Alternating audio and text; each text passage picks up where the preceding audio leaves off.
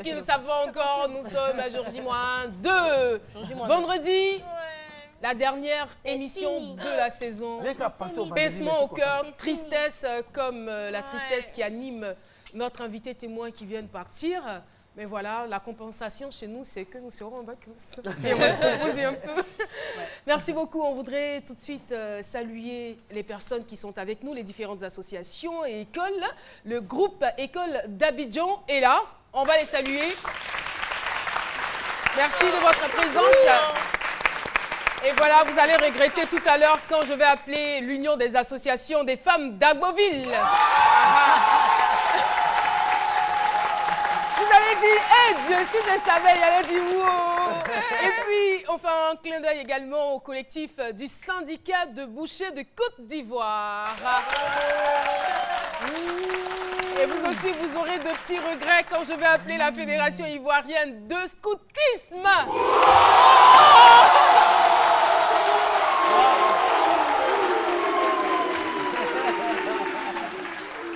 Et voilà, ils organisent leur 7e Jamboree africain. C'est bien cela, hein? Merci infiniment de votre présence. Et le fan club ce midi est là aujourd'hui?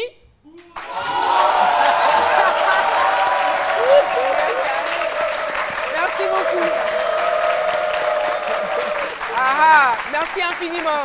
Et voilà, nous allons continuer cette émission. On va retrouver, elle est toute belle aujourd'hui, je ne sais pas si vous l'avez remarqué, Nadiani Diarra. Se tenir quand il y a des visiteurs, savoir se tenir quand il y a des visiteurs à la maison. C'est avec elle, on la retrouve tout de suite.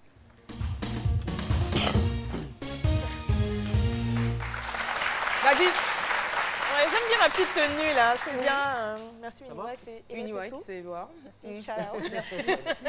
Éloi Sessou, vraiment, je fais des merveilles. Exactement.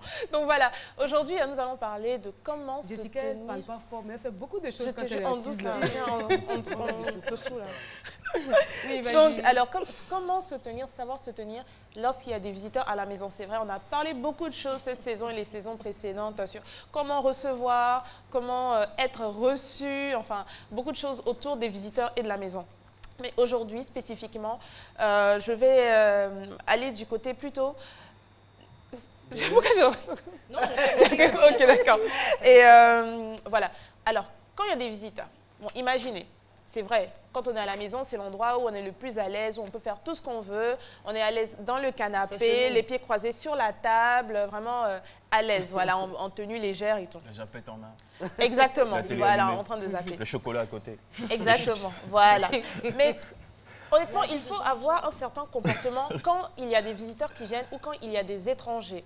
Plus précisément, imaginez, vous êtes devant un film, mais très très intéressant. Et puis comme on dit, à la partie qui chauffe, voilà, genre, voilà par exemple, c'est-à-dire, voilà, ou Klingland, ou devant un match de foot que vous attendiez depuis au moins 3 mois. Vraiment, c'est la finale. Et on sonne à la porte, vos parents attendent des visiteurs. Et vous êtes les enfants, ça s'adresse plus particulièrement aux jeunes adultes, aux enfants, mais aussi à certains adultes. Vous êtes dans le salon, les visiteurs entrent, on les installe au salon. Qu'est-ce que vous faites, vous, l'enfant? Jessica, qu'est-ce que tu ferais? Moi, on me disait toujours dans la chambre, ne sors pas. Exactement, voilà.